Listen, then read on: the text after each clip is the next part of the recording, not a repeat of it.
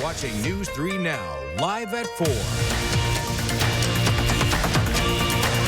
Hello, everybody. Welcome to Live at 4. Good to have you with us at midweek. Oh, I broke out the big coat today. Yeah. Is anyone missing those 80 or 90 degree temps that we were complaining about? Yep. Yeah, here we are. I think fall is in full swing. Yeah. And let's get a check of our first warn forecast. We do have some drier weather on the way and a frost or two, Alex? Yes, a frost or two or maybe even 3 in the forecast. Out here in the patio, we're going to see those frosty conditions. I think tonight we got frost advisories that are in effect from 2 o'clock in the morning on Thursday to 9 o'clock in the morning on Thursday. This is from Madison and areas off towards the west. That's where skies that are cloudy right now here in the patio, they're going to clear on out, and then that just makes for that perfect recipe that heat can go out to space, as I often will say. Right now it's 47 in Madison, 47 in Boscoville, 46 in Janesville. The average high for this time of year is right around 56, 57 degrees, so we are 10 degrees colder than that. 47s and 48s across Dane County. So a chilly afternoon, a fall-like afternoon for sure. You're going to wake up to this Thursday morning across much of southern Wisconsin. Lows in the low 30s, 34 degrees. That's close enough for frost, even though up a little bit higher, the temperature might be 34 right at the ground. It could get down to 32, causing that frost. And a chilly day will struggle to get above 50 degrees. But how cold will we go? That average freeze in southern Wisconsin's right around October 11th to October 16th, and we're a couple days shy of that. I'm going to let you know just how cold those thermometers are going to read over the next couple days. It might surprise you. That's coming up. We'll be asking you about the Halloween forecast pretty soon, too. Yes. All right, Alex, thanks. We'll check back in just a little bit. First at 4, for the second time in under a week, someone has been arrested at the Festival Foods on East Washington Avenue in Madison for causing a disturbance, and this time injuring an officer. Madison police say a 35-year-old man was arrested yesterday around 5:15 after employees say he made violent threats to them. Police say the man approached them and they used their taser, but the man slammed an officer to the ground, knocking him out briefly. That officer is recovering this afternoon at home. The man now faces charges of battery to an officer, resisting arrest, causing substantial bodily harm, and disorderly conduct.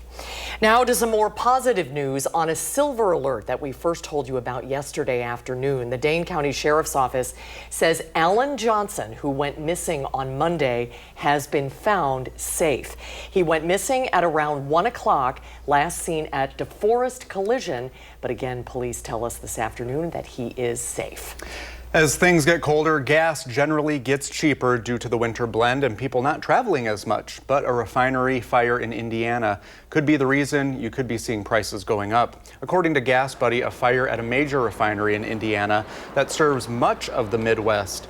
It has the capacity to churn out about 18 million gallons of fuel every day. Officials say the fires have been put out, but equipment repairs will keep the plant from full capacity for a brief period. Prices around the state should hover around $3 per gallon while the issue is resolved. However, in Madison, prices are sitting at about $2.50 per gallon. Well, as Dane County looks for answers to its $31 million deficit, departments and service providers all across Dane County are facing budget cuts. Ellie LaLiberte spoke with one of those service providers today. And Ellie, what did they tell you? Well, the president of Journey Mental Health told me today that cuts to her organization are painful. Journey is one of the largest behavioral health providers in Dane County. The organization has 24-hour service crisis line and on average takes about 44,000 calls a year. The nonprofit's president told me today that she knew there would be a budget cut when Dane County announced the $31 million deficit. However, the reality she's facing is worse than originally imagined. $600,000 worth of cuts means that we would have to cut back on staff, and it would affect the quality of service and the availability of services. So not only will it mean less access for ability to fund positions in our own organization, it'll mean less of an ability to refer consumers who are in real need. The budget is now out of the county executive's hands and will be discussed by the Board of Supervisors. And tonight at 6, I talk with the county executive about other ways she's proposed to save money. Thank you, Ellie. The UW-VA lung transplant program has achieved a remarkable milestone, performing its 1,000th transplant. I'll meet patient David, who was referred for worsening COPD. He underwent the life-saving lung transplant. He required supplemental oxygen and was placed on the transplant wait list in 2023. After a year of waiting, David received his lung transplant a year ago. Now, since then, he no longer needs oxygen and has been returning for regular follow-up care at the Madison VA. But I think what I would want to emphasize more than anything is to understand that the gift of life is precious and that we value our donors highly. And he's a perfect example of how well someone can do after a lung transplant. And that's not possible without the gift of organ donation. Now, over a year post-operation, David's visits have spaced out, and he's now planning a major trip with his family. I hope they all have a good time. The miracle of medicine. David, continued good health. Yeah. It's a great story. Well, next on Live at 4, it's Breast Cancer Awareness Month, and we're talking with an expert about what to look out for. Plus, Lisa Briggs from the Bruce Company is here today, so be thinking up your plant questions. If you have a question, you can email it right now at tips@channel3000.com. And Josh is in the 608 with the annual turkey drive at the Goodman Community Center, how you can help people in need. Plus, Alex is back with a look at some frost on the way in the first warn forecast. And the Bucks are kicking off their season opener against the Washington Wizards at Pfizer Forum. Sports director Andrew Banstra shows us what to look out for after tip-off. You're watching News 3 Now, live at 4. Well, in the 608, we're kicking off our Thanksgiving basket drive today in partnership with the Goodman Community Center. Josh Spreiter is in Madison with how you can help. It may only be October, but the time is now to make a difference this Thanksgiving. We're at the Goodman Center in their pantry, learning how you can help stuff a Thanksgiving basket for families in need. And joining us today is Florence Edwards-Miller. Florence, good to see you. Thank you so much for being here. We're really excited. This is a big week for you guys. To put this into perspective, you put the registrations and opened that out yesterday, and in a record amount of time, those registrations filled. Yeah, it was sobering. So every year we pre-register people for a Thanksgiving basket. Last year we were amazed when registration filled after 24 hours. That was the fastest it had ever been. This year, 5 hours. 5 hours. Yeah. It was amazing. It's sobering because it just goes to show how much need there is in our community, how many people are struggling with food insecurity. It's sad. It really is, and this is an opportunity for the public to make a difference, and all we're asking for is this stuff right here. It's pretty simple when it comes down to it. Yeah, no, this is one of those things. There's a lot going wrong with the world, but this is something where each of us can really make a difference. So what we're asking folks to do is go to our website, download the shopping list, and next time you're going grocery shopping, just throw a couple extra items into your cart. Hang on to them, and starting on the 15th of November, you can bring them and contribute to this food drive. These are all sort of the non-perishable things that you can grab, and of course, we're asking for the turkeys. That's the hardest thing for us to get. That's probably the biggest expense too, and when you're talking about 4,000 families, that's a lot of turkey. It is, it really is. Getting 4,000 turkeys is amazing. Last year was the very first year that we actually got all of the turkeys that we need from the food drive. We didn't have to be like running out and having volunteers stuffing them into their cars on like the evening before. It was amazing. And when you think of this year, obviously, you know, it's 4,000 families. You want to make sure that you're giving them the meal they need. And this is more than just food. It is that connection. It's that holiday tradition for a lot of these folks. Absolutely. I mean, imagine what it would be like if your family was gathering together and you didn't know how you were going to put food on the table. Or that meant that if you were going to do a Thanksgiving dinner, that meant that you were going to have to really tighten your belt somewhere else or even skip a meal. That's not fair. Nobody in our community should be without the food that they need. And so that's why for 37 years, we have been giving people all the fixings they need to make their own Thanksgiving dinner at home. You know, it's 4,000 families, but that's somewhere around 28,000 people who are going to be fed by this program. And that's how people can make a difference too. So if people are able to, what's the best way for them to help you guys out? You know, there's a bunch of ways, whatever's easiest for you. If they go to our website, goodmancenter.org/Thanksgiving, they'll find out. You can download the shopping list, do the shopping. If you want really bonus points, you can start your own food drive, encourage your neighbors, do it at your church, do it at your school, get a whole bunch of people shopping and bring it in. Or if you just need something that's fast, you can make a donation, and that's great because that helps us buy the things that will go bad, like the milk, the eggs, the rolls, the fresh veggies. And also, if we don't get everything that we need from food drives, then we go out and do the shopping and we grab all this stuff. So every can matters, every dollar really helps. Yeah, and any little thing can make a big difference. Absolutely. All right, Florence, thank you so much for your time today. We appreciate it. Thank you so much for being here. Absolutely. And News 3 Now is a proud sponsor of the Thanksgiving Basket Drive. So if you'd like to help out, just go to the story up on channel3000.com. I have all the links for you to be able to help make a difference. In Madison, I'm Josh Breiter, News 3 Now.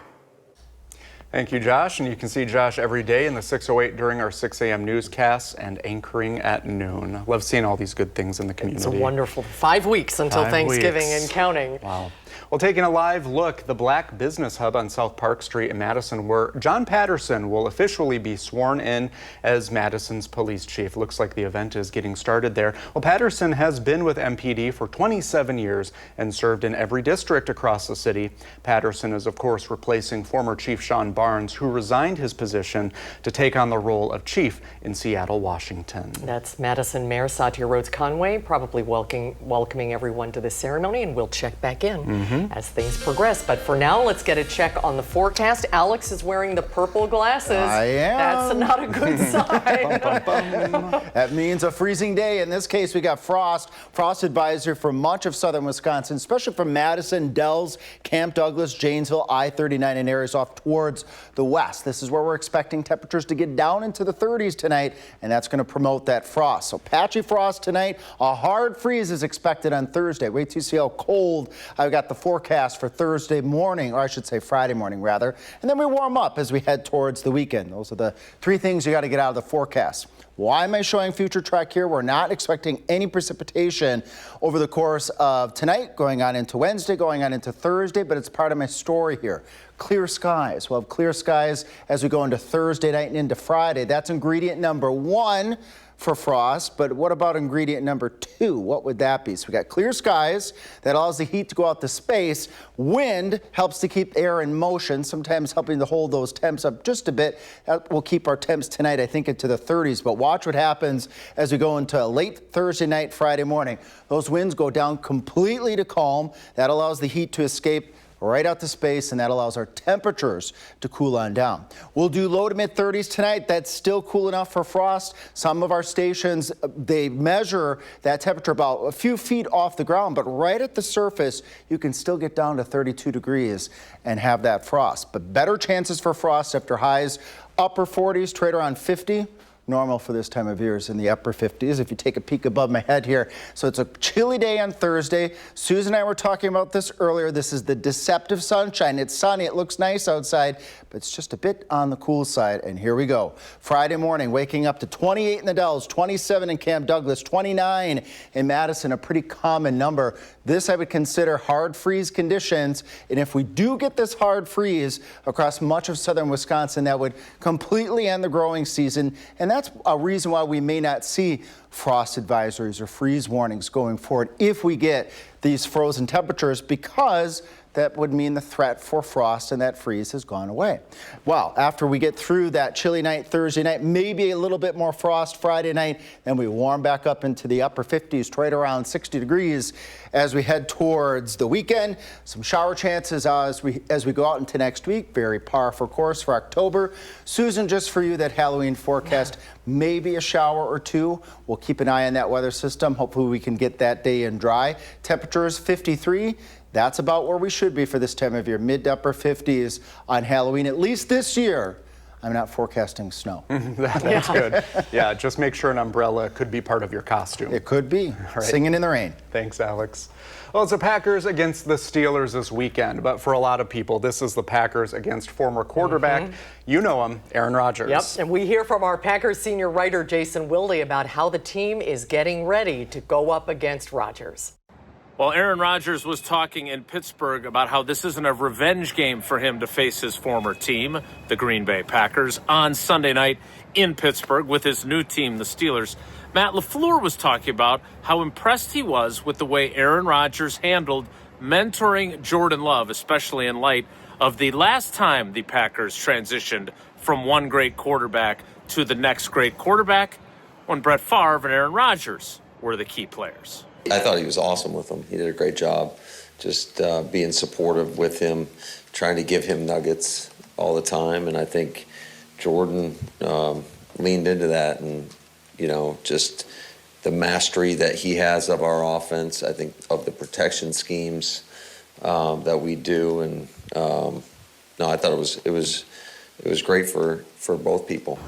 We'll have full coverage of Aaron Rodgers and everything Packers on our website, channel3000.com, where your Packers coverage is always free. And while you're there, make sure you sign up for our Packers newsletter, which delivers our coverage directly to your inbox every single day.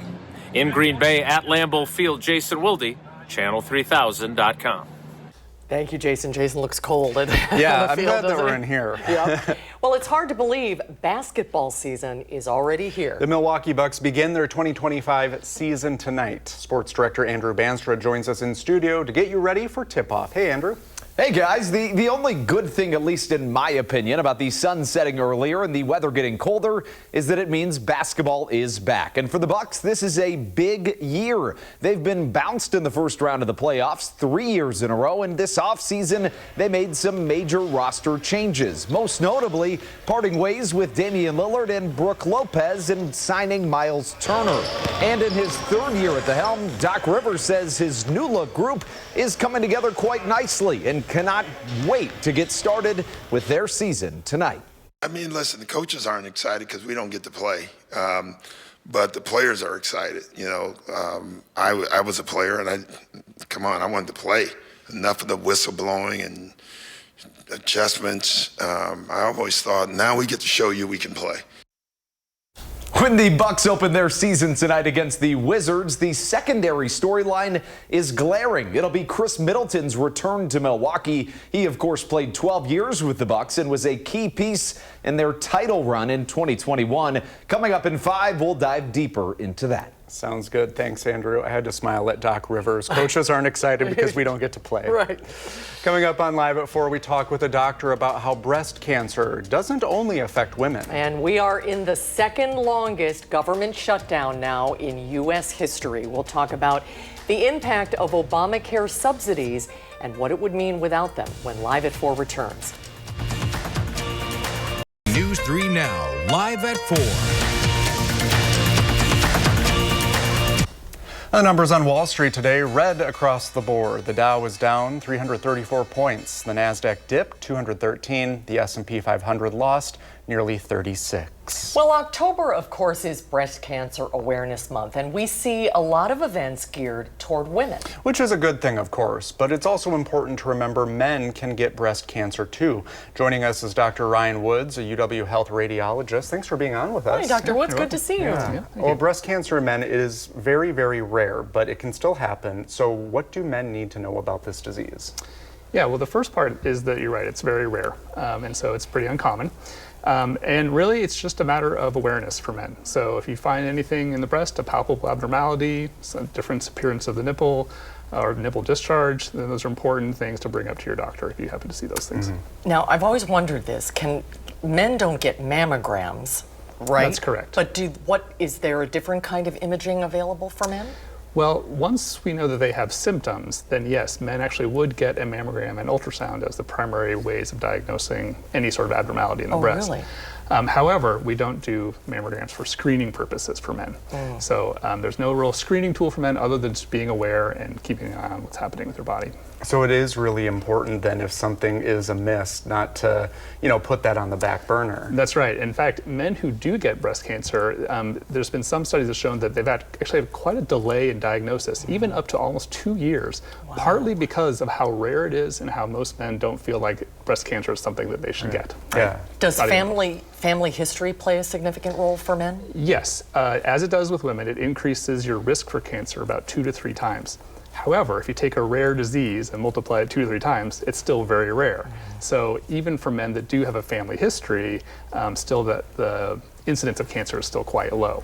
Yeah, and we thought this was an important conversation to have because, you mentioned that kind of 2-year diagnosis delay.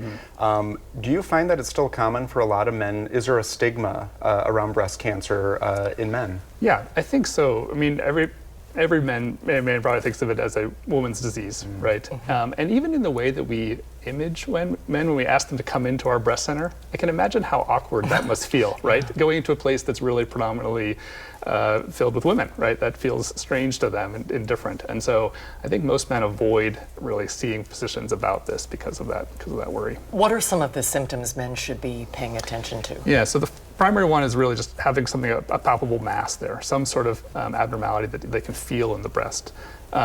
Changes to appearance of the nipple is one. Also having nipple discharge would be common things. Other than that, it's pretty normal stuff. What is the prognosis for men with breast cancer? Yeah, so partly related to that delay in diagnosis, the prognosis for men is not as good. More frequently, men appear with more advanced disease or breast cancer that's spread to the lymph nodes. And of course, those are more worrisome features and things we have to deal with. So they do have not as good of a prognosis as women, actually. Well, do you encourage families, I always think information really helps kind of shed light on these dark things. Yeah. Do you encourage families to have these conversations with not only their daughters, but their sons too? Yeah, in general. I mean, there's going to be more common diseases in men, of course, but I think if you have a family member with breast cancer, it is important to really assess their risk, particularly risks for a genetic syndrome. And because men that do have those genetic risks have a much higher rate of breast cancer. And so for them, it's important to get tested. And for those men, it may actually be reasonable to do screening mammograms, but it all depends on that risk. And genetic testing, And genetic testing, of course. Yeah. Okay. All good information. Thank you very much, Very Dr. Woods. interesting. You're Thanks, welcome. Dr. Woods. Good to see you. And coming up on Live at 4, Alex is back with a look at the frosty forecast. And then hundreds of thousands of Wisconsinites will have their food share benefits delayed while the government shutdown continues. We're asking what people in the program can do to keep their fridges stocked. Watching News 3 Now, live at 4, moving forward.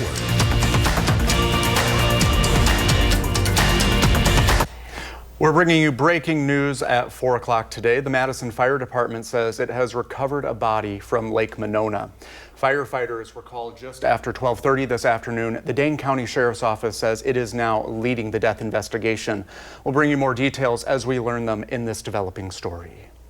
But for now, let's head out to the patio. There might be a little frost on the pumpkin overnight. Yeah. It's chilly out there. Alex is watching the weather. Hi, Alex. Hey there. Yes, it is chilly out here. I've changed my jacket. It's a little bit warmer to be out here on the patio with our temperatures, which I'll show in just a moment here. But it already looks fall-like out here. And as you said, Susan, we add a little bit of frost to our scene out here. It's going to really feel like October. Let's take a look at our frost advisories that we do have in effect for a good portion of the WIC viewing area. Areas along I-39 and off to the west, you stand the best chance for frost tonight because the clouds that are out here are going to clear out. They may not clear out quite as early just east of Madison. That will help hold those temperatures up. But that frost advisory, 2 a.m. to 9 a.m. as we go into Thursday morning. So frost tonight, even better chance for frost as we go into Thursday night. In fact, we could have a hard freeze across southern Wisconsin, and then we will warm up as we head into the upcoming weekend. Those temperatures out there right now, out here in the patio, yes, I feel it. At 47 degrees, I'm trying to acclimate. A couple weeks ago, we were in the 80s, and now here we are, 10 degrees below normal for this time of year. Right in Dane County, we've got 46s in Verona and in Mount Horeb and in St. Prairie. And in Middleton and Madison, we're tied right now for the warmest right now at 47. Coming up, though, in Maine weather, I'm going to let you know just how cold tomorrow morning is going to be, how cold Friday morning is going to be. I got to get my days right here, and how cold Saturday morning is going to be. We've got a couple nights of frost ahead. All right, Alex, thank you. The government shutdown enters day 22 today, and Congress is still deadlocked over funding. The Senate is getting ready to vote today on a House-passed bill, but Democrats continue to demand health care subsidies and Medicaid restoration. Federal workers and veterans face growing hardships as essential services remain limited and food assistance programs approach funding shortfalls.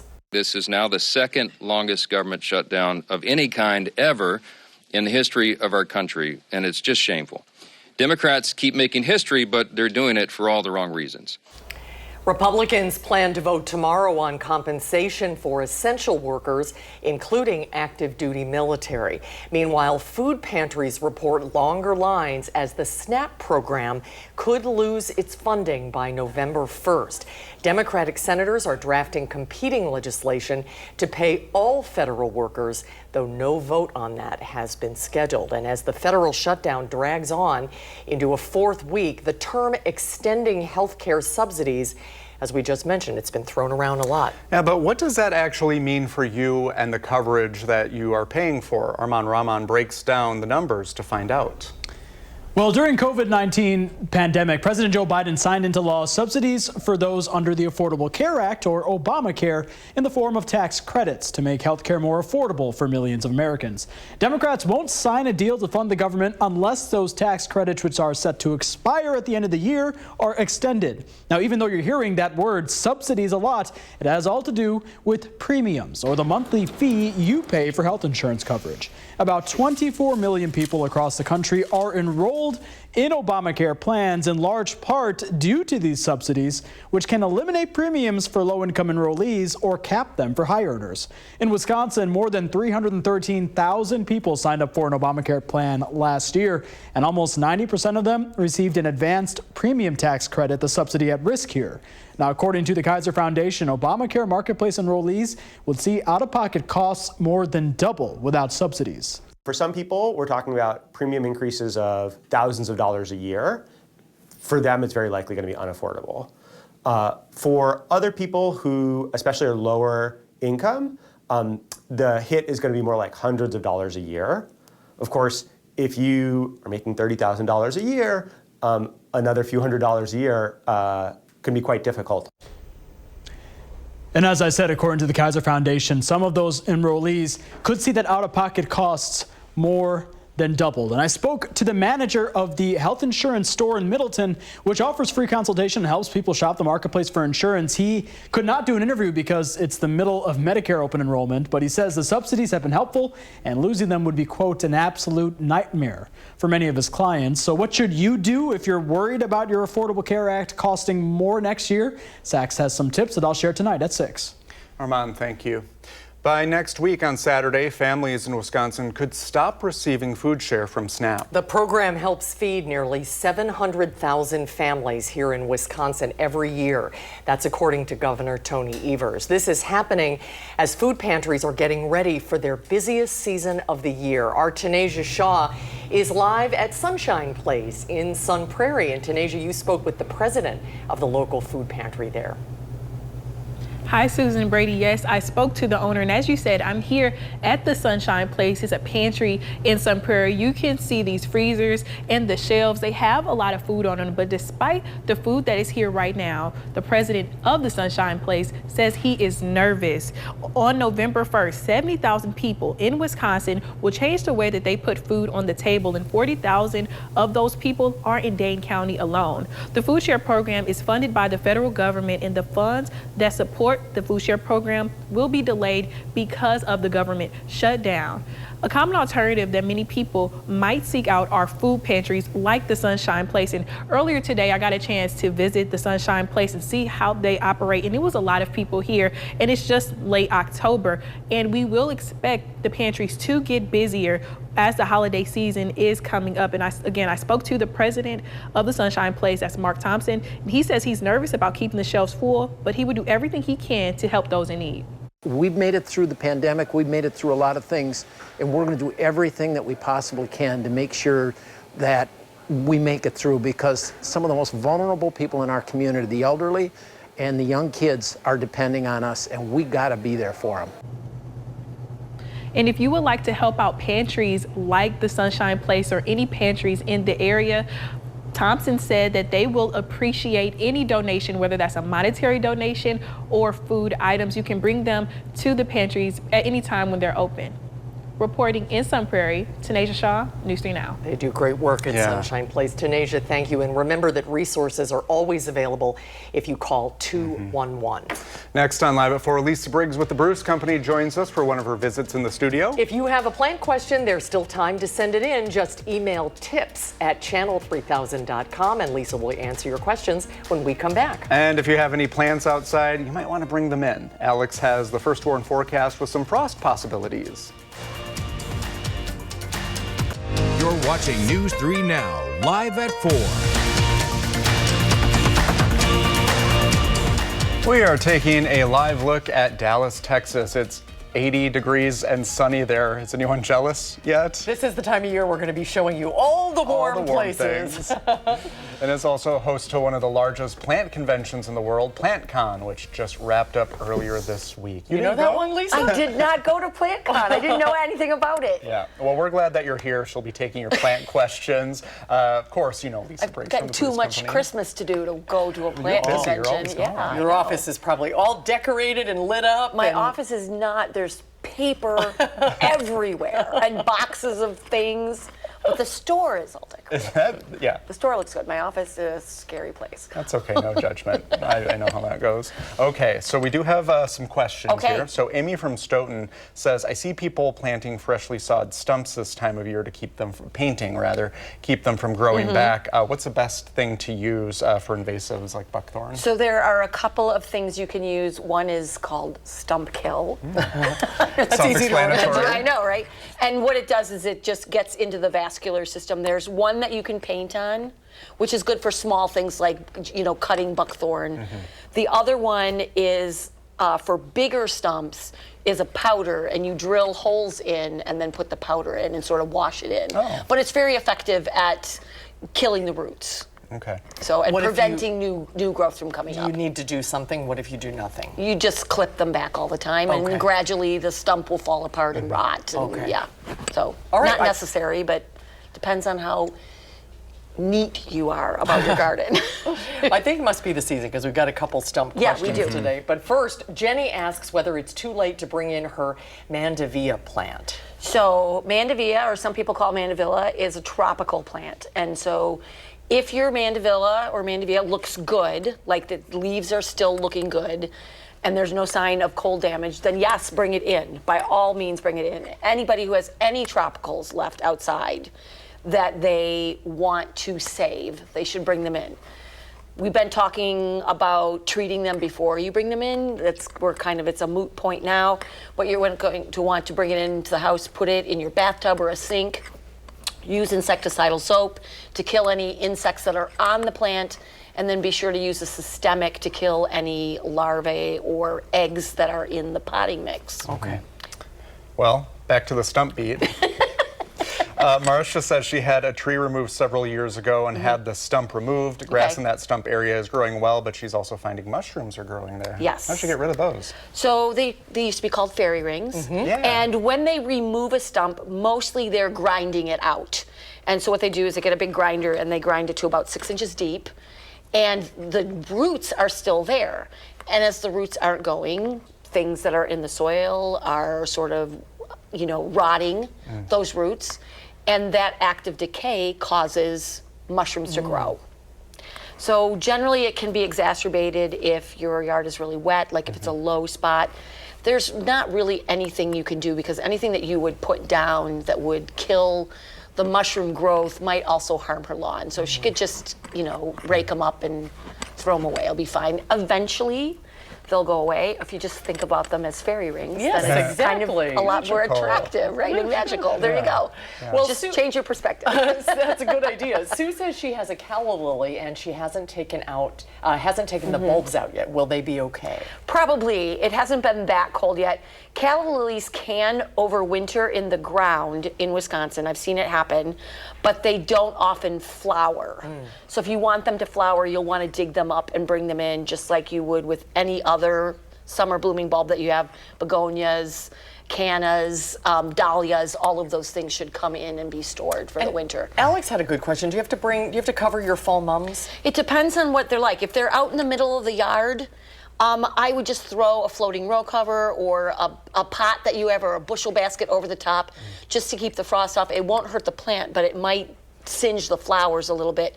If it's up close to the house and in a container, you can bring it like under an overhang or drag it into your garage for the night.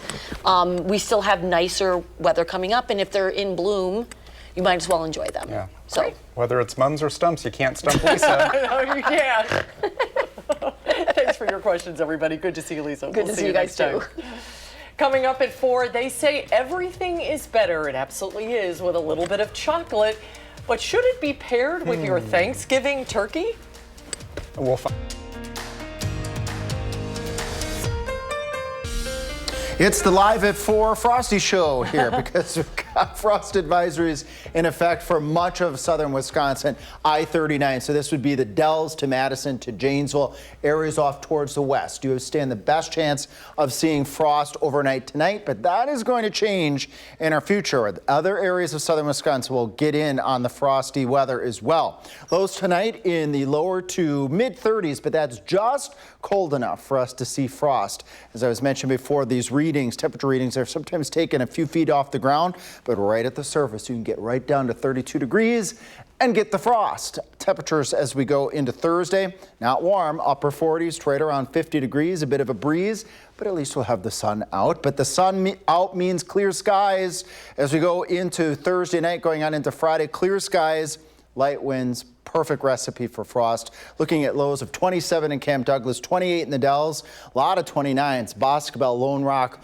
over towards Madison as well. This could be a hard freeze for southern Wisconsin, which would completely and very likely end any bit of the growing season that we have left in the season here. We will warm back up to 54 on Friday, maybe a little patchy frost Friday night going on into Saturday, but then no more frost as we head further out into the 10-day forecast. Heads up on Halloween. Could be looking at a couple of showers, but that's still a ways out there. We'll keep an eye on that weather system. The temperatures, though, in the 50s. So unlike some of these past years where we have forecasted snow around Halloween, I do not see that in the forecasting cards as we head out later in the 10-day period. But get ready the next couple nights. Bring in those tender plants if you still want to hang on to those for a couple more days or a couple more weeks, because we've got frosty conditions tonight and Thursday night and Friday night. When we come back, we're going to talk about, I think, chocolate and turkey. You're watching News 3 Now, live at 4, moving forward. Well, as you're getting ready for your Thanksgiving dinner that's going to be coming up, have you ever thought to yourself, you know what would sound good with the turkey? Some chocolate. No? No one? All right, well, if you have, there is a twist on Thanksgiving that maybe you want to try out for your guests. Reynolds Wrap is unveiling this year's Thanksgiving turkey recipe. Now, this is inspired by that popular and viral Dubai chocolate. That's the chocolate that has a pistachio, kind of creamy filling in there with the pastry called katafi. Reynolds says this turkey creation balances warm spices like nutmeg, cloves, the crunchy katafi, and pistachios dusted in edible gold. Oh. But if you need a little topping on there, there is a rich molten lava chocolate on top, sort of like a sweet chocolate gravy. If you're curious or brave, you can find the recipe on reynoldsbrands.com. What do we think? You lost me at the gravy. Yeah, me too. Yeah, no. Me I too. love Dubai chocolate. Yeah. Maybe And if you think it's like a mole or something. Yeah. I don't know, it's a stretch. Just because you can doesn't mean you should. Exactly. But it'd be a nice night to do some cooking and stay inside and warm up by the oven. It's a chilly night. Or maybe even put the fireplace on tonight. And soup might be a good, like, butternut squash soup. How about that for tonight's put a little Dubai chocolate in it. Sure. And the frost chances will last into Thursday night and then again Friday morning. I think we'll be right back. Thanks, Alex. We'll be right back. Tomorrow on Live at 4, it's Sober October, and we're talking with an expert on some mocktail recipes to try out. And later on News 3 Now at 5, Wisconsin's food share program will run out of money if the government stays closed. We're talking with those who could be affected. Thanks for watching Live at 4 today. We'll see you back here tomorrow. You can catch us streaming 24/7 on Channel 3000+. News 3 Now at 5 starts.